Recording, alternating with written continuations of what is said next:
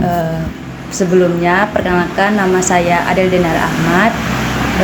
Saya dari mahasiswa UINHAS Jember, Prodi Bahasa Sastra Arab. Jadi keperluannya saya di sini untuk mewawancarai saudara Abdurrahman terkait tentang bahasa Arab yang ada di Kampung Arab Banyuwangi ini. Jadi semoga kamu berkenan untuk diwawancara ya. Dia berkenan. Sebelumnya nanti perkenalan nama dulu ya. Perkenalkan, nama saya Abdurrahman Daharmi. Saya sekarang di domisili Banyuwangi, di Kampung Arab Banyuwangi. Itu aja mungkin perkenalkan dari saya. Oke. Sebelumnya, apakah Abdurrahman ini asli penduduk dari Kampung Arab ini? Asli penduduk Kampung Arab Banyuwangi. Berarti lahir di sini ya? Lahir di Kampung Arab sini. Kalau boleh tahu bahasa yang digunakan di Kampung Arab ini campuran atau gimana? Kadang ada campurannya, ada ya bahasa Arabnya sedikit, ada ya bahasa Arabnya bukan bahasa Arab ya, kayak bahasa khasnya orang Kampung Arab sini tuh ada sendiri. Ada percampuran antara Arab Jawa atau Arab Melayu atau Arab Melayu. Arab Melayu. Arab Melayu, Arab Jawa kadang campur. Bisa kasih contoh nggak? Misal kayak ada nih kayak dicampur tuh, kayak misal mahrum itu kan kok di amiyahnya kan gila artinya kan, itu kadang orang pakai mahrum. Terus kayak ente, terus ayua itu banyak. Kadang ada orang kok kagum ya salah, mestinya ngomong kayak gitu orang sini seperti itu.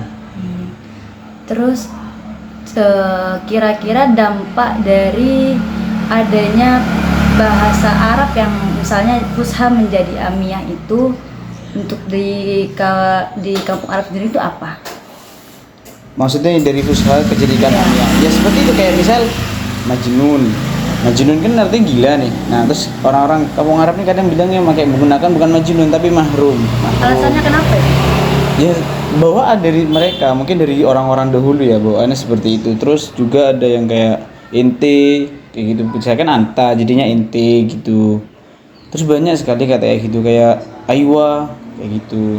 Iya yang berarti yang sinam jadi aywa, seperti ami-ami di luar sana. Tapi kadang ada yang dirubah-rubah seperti itu.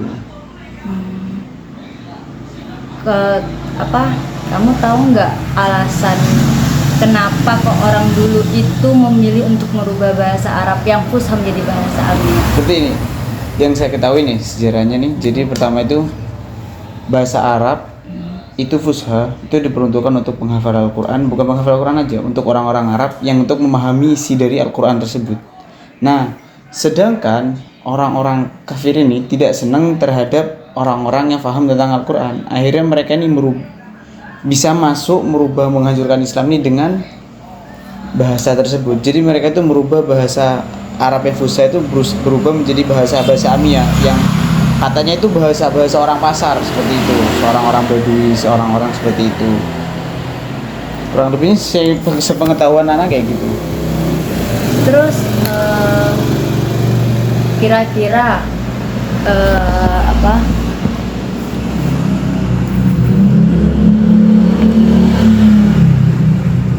Banyak sepeda motor. Iya deh.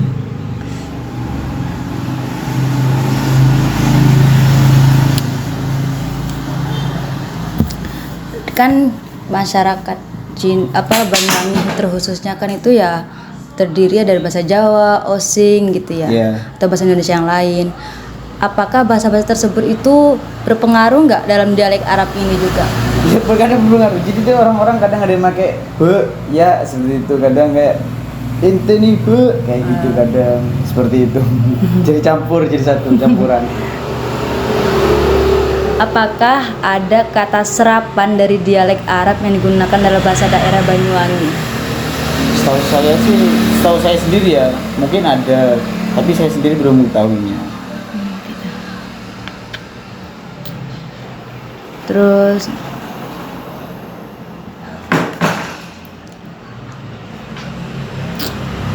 kayak gini, bagaimana masyarakat memandang dialek Arab ini sebagai bagian dari identitas mereka?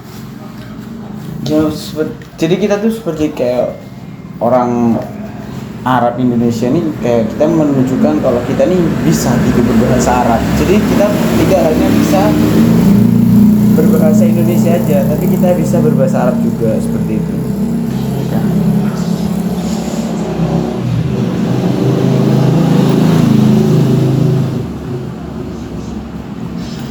Nah, terus ada nggak, kan sekarang nih ya bahasa itu kan berkembang ya, bahasa itu berkembang kayak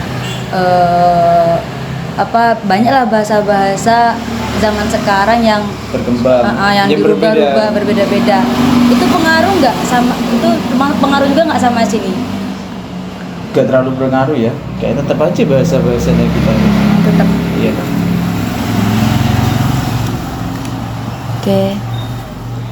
Mungkin nanti selanjutnya bisa saya tulis aja ya kosakata yang anu. Oke. Cukup sekian dari saya. Terima kasih sudah meluangkan waktunya. Sama-sama. Semoga ini bisa bermanfaat dan dapat diketahui oleh orang lain ya, orang-orang banyak. Syukran Ab. Wan. Wassalamualaikum warahmatullahi wabarakatuh. Waalaikumsalam.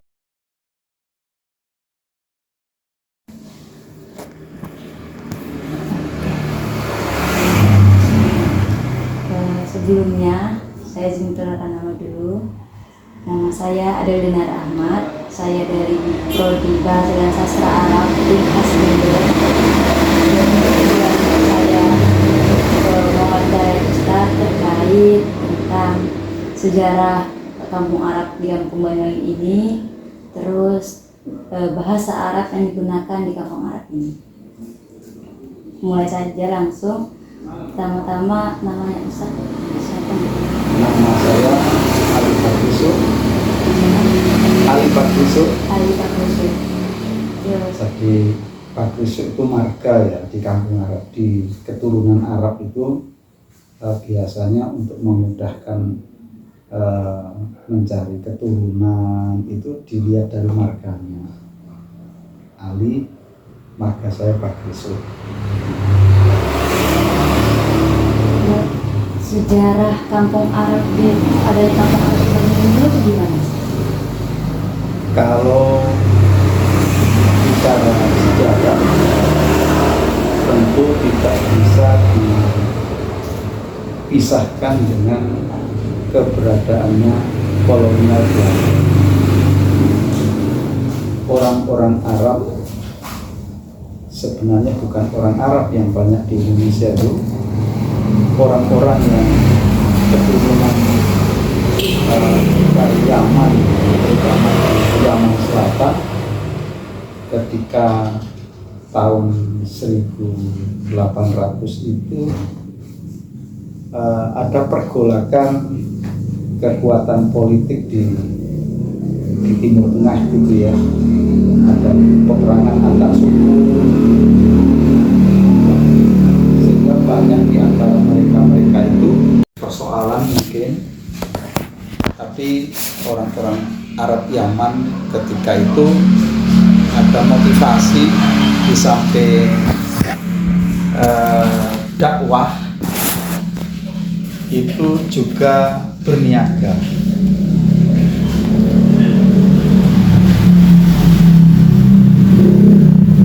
Dan puncaknya orang-orang Yaman datang ke Indonesia itu ya sekitar 1800.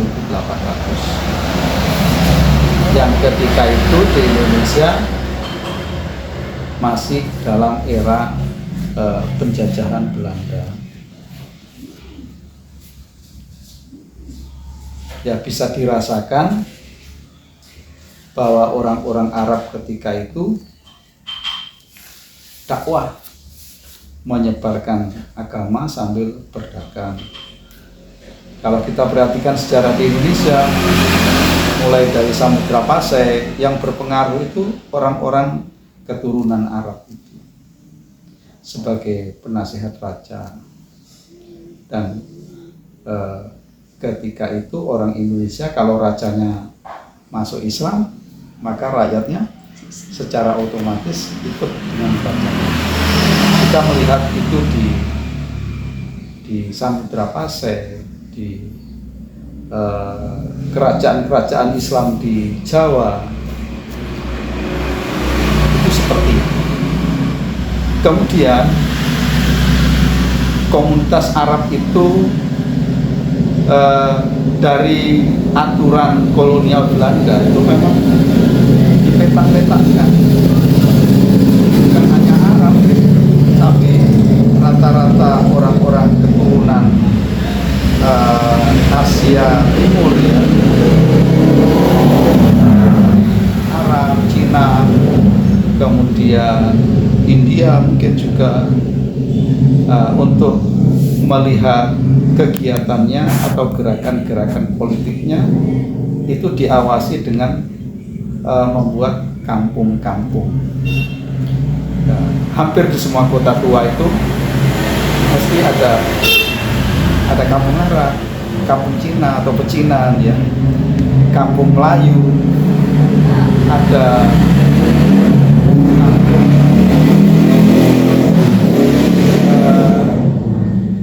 orang-orang India itu ya, kampung apa namanya, kampung Keling mungkin seperti itu. Sehingga untuk mengawasi gerakan-gerakan orang-orang non pribumi itu seperti itu. Nah, di situ ada semacam struktur organisasinya. Di setiap kampung itu ada pimpinannya, ya ada seperti kapten Arab misalnya, itu ada.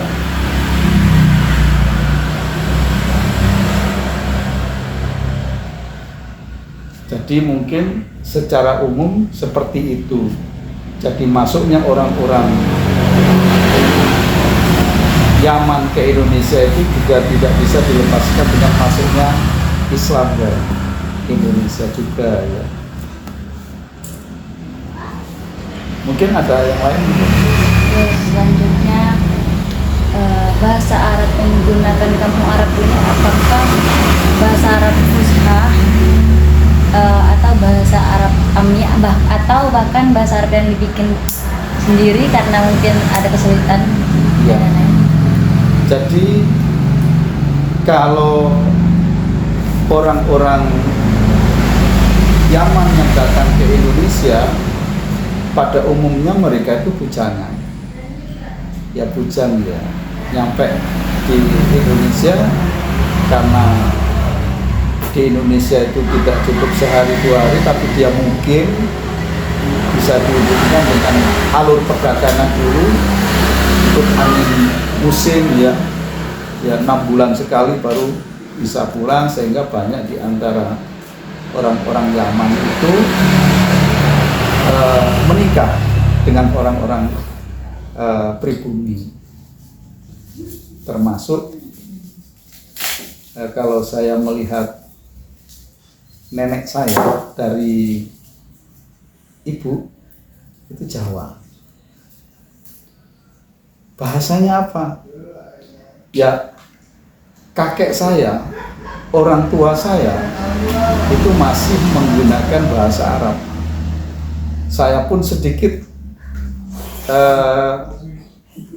sering mendengarkan ayah ketika ada tamu datang ke rumah, dia ngasih isyarat ke saya, ke keluarga saya, biasanya menggunakan bahasa Arab. Namun dari keturunannya, saya misalnya itu sudah tidak menggunakan bahasa Arab lagi, tapi menggunakan bahasa kampung Arab. Sebenarnya bukan bahasa kampung Arab, bahasa itu bahasa Indonesia yang terpengaruh oleh bahasa Melayu, sehingga orang-orang di sekitar kita menyebut bahasa kampung Arab. Kalau dilihat dari akar bahasanya, sebenarnya bahasa Indonesia, ada bahasa Melayu. Saya dari prodi bahasa dan Itu Arab. Saya kuliah di Unhas juga. Nah, kali ini saya bertujuan untuk ingin menanyakan sedikit terkait kampung Arab ini ya. Karena yang saya tahu kampung Arab ini itu berbahasa, saya dengar dia itu menggunakan bahasa Jawa sekaligus bahasa Arab gitu. Jadi saya kira itu menarik untuk diteliti. Mungkin di sini Bapak bisa menjelaskan terkait apa saja bahasa yang umumnya digunakan oleh masyarakat di Kampung Arab ini. Bismillah, Assalamualaikum warahmatullahi wabarakatuh. Kaitannya dengan bahasa yang digunakan di Kampung Arab, khususnya di sini. Sebenarnya di Kampung Arab di kita ini kan bahasa yang kita gunakan itu bahasa Indonesia, kemudian kalau istilahnya teman-teman di sini nyebutnya bahasa Kampung Arab. Nah, bahasa Kampung Arab itu bahasa yang sudah bercampur, dicampur dengan ada bahasa Maduranya, ada bahasa Jawanya, jadi dialeknya tercampur. Salah satu contoh kalau misalnya dengan bahasa Madura ya,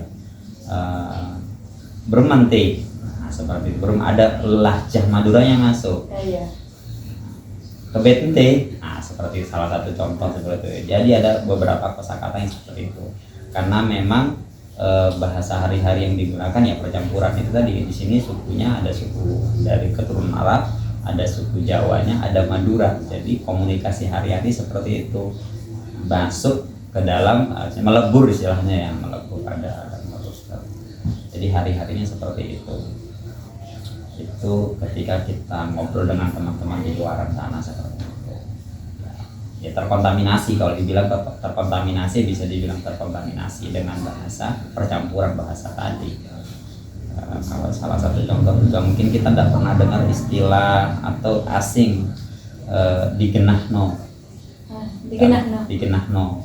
Ya. Nah, di sini ada istilah digenahno itu artinya diperbaiki atau di apa istilahnya? Digenahno, kalau sini digenahno itu dibenarkan. Ya. Ya lebih benar, lebih tepat, atau apa lagi, tak undur-undur. Itu bahasa Kampung Arab itu, tak undur maksudnya tidak selesai-selesai, terus menerus percampuran. Jadi tuh ada jadi bahasa luar itu juga berpengaruh sama bahasa Iya, asing. bahasa luar berpengaruh juga situ. Termasuk bahasa Arab juga ada yang berpengaruh ke bahasa kayak bahasa Arab Madura tadi itu. Seperti jadi memang karena ya percampuran tadi ya. Selanjutnya, sejauh mana bahasa Arab itu digunakan dalam kehidupan sehari-hari di sini? Oke. Kalau di sini kayak bahasa Arab itu digunakannya kepada kalangan tertentu saja yang memang mereka punya basic bahasa Arab dalam sehari-harinya. Kalau bahasa Kampung Arab ya sudah jadi bahasa hari-hari. Bahasa Kampung Arab beda ya, bahasa Kampung Arab dengan bahasa Arab. Oh iya. Kalau bahasa Arab tadi itu memang kepada kalangan tertentu saja. Terlebih lagi ya anak-anak zaman sekarang istilahnya dengan bahasa gaul, lebih familiar mereka dengan bahasa gaul seperti itu, sehingga bahasa Arab itu sedikit ketika di kalangan anak muda yaitu dia menjadi pilihan yang kesekian. Tapi untuk di kalangan tertentu kayak misalnya kalangan santri atau yang pernah nyantri atau alumni santri sudah masih dipakai. Ketika bertemu di jalan sesama alumni santri, oh ini pernah nyantri, pernah jadi pakai digunakan seperti itu. Ataupun di keluarga-keluarga tertentu yang memang kental dengan keturunan Arabnya itu masih dipakai. Di keluarga itu tadi masih dipakai. Terus kira-kira upaya untuk melestarikan bahasa Kampung Arab itu seperti apa? Cara mengenalkannya ke generasi-generasi kami? Kalau upaya, misalnya upaya yang memang dilakukan dengan apa istilahnya ya, terstruktur atau terprogram ya sementara ini belum ada. Cuman itu ya sudah menjadi bahasa hari-hari. Jadi ya dia akan lestari dengan karena dia digunakan sehari-hari, digunakan bercakap sehari-hari, digunakan dalam pergaulan, dalam bersosialisasi, itu akan dengan sendirinya seperti itu. Mungkin 1-2 anak-anak generasi kita yang tidak tahu artinya ini apa maksudnya, dia akan tanya kepada yang lebih tua, dia akan tanya seperti itu. Jadi kalau mau ditanya upaya yang secara terstruktur atau mungkin terprogram, sejauh ini belum ada ke situ untuk melestarikan bahasa Kampung Arab dari generasi ke generasi.